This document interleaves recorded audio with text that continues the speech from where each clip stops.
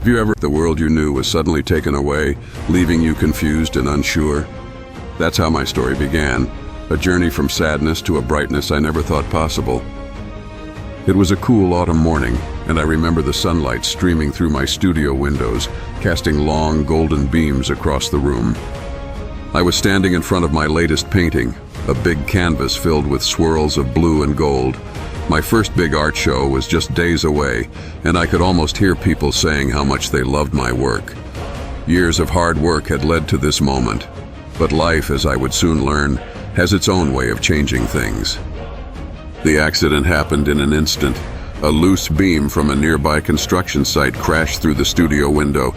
Pieces of glass flew everywhere like sharp little stars, and in the chaos, I felt a sharp pain in my eyes. When I woke up in the hospital, the world was dark, completely dark.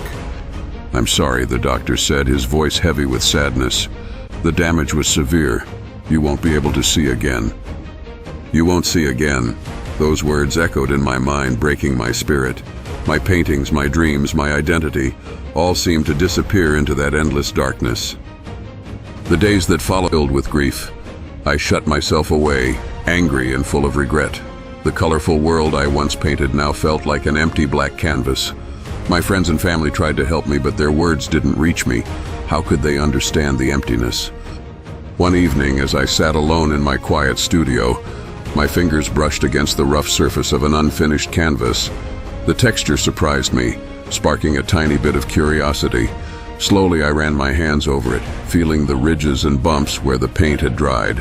For the first time, I started to see the painting with my hands instead of my eyes.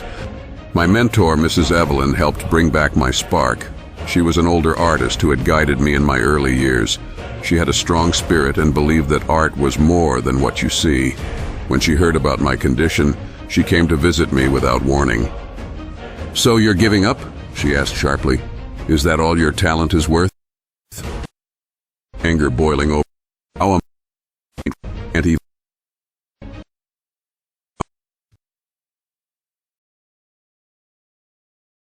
Evelyn helped bring back my spark. She was an older artist who had guided me in my early years. She had a strong spirit and believed that art was more than what you see. When she heard about my condition, she came to visit me without warning. "So you're giving up?" she asked sharply. "Is that all your talent is worth?"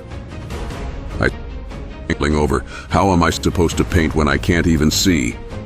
She didn't back down. Instead, she placed a lump of clay in my hands. "Art isn't just about sight," she said. "It's about feeling, sensing, creating. Close your eyes and tell me what you feel." Reluctantly, I did as she said. The clay was cool and soft, shaping easily in my hands. As I molded it, something inside me stirred. For the first time since the accident, I felt a small sense of control, a tiny flicker of purpose. From that day on, I started exploring the world in new ways.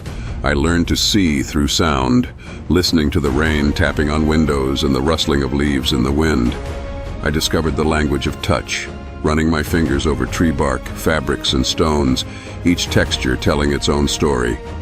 Most importantly, I started to use the emotions inside me, the sadness, the hope, the anger, and the love. Months turned into a year and my studio came alive again. My paintings changed, no longer limited by what people expect to see. I used bold strokes and layered textures that could be felt as much as seen. I experimented with colors based on how they made me feel, with friends helping me when I needed advice. My art became a reflection of a world experienced through senses others often ignore. The first time I showed my new collection, I was terrified. I worried people would pity me or think my blindness was just a gimmick. But when the gallery doors opened, the room fell silent. People didn't just look at my paintings, they touched them, feeling the layers and textures. Some even cried, moved by the raw emotion in each piece. A young boy came up to me, his voice shaky. "How did you paint these? They're so alive." I spilled tears, my sightless eyes. I painted what I feel, not what I see. The exhibit was a big success, and people started calling me the blind artist who painted light. But it wasn't fame that mattered to me. Mattered was knowing my art could touch people's lives.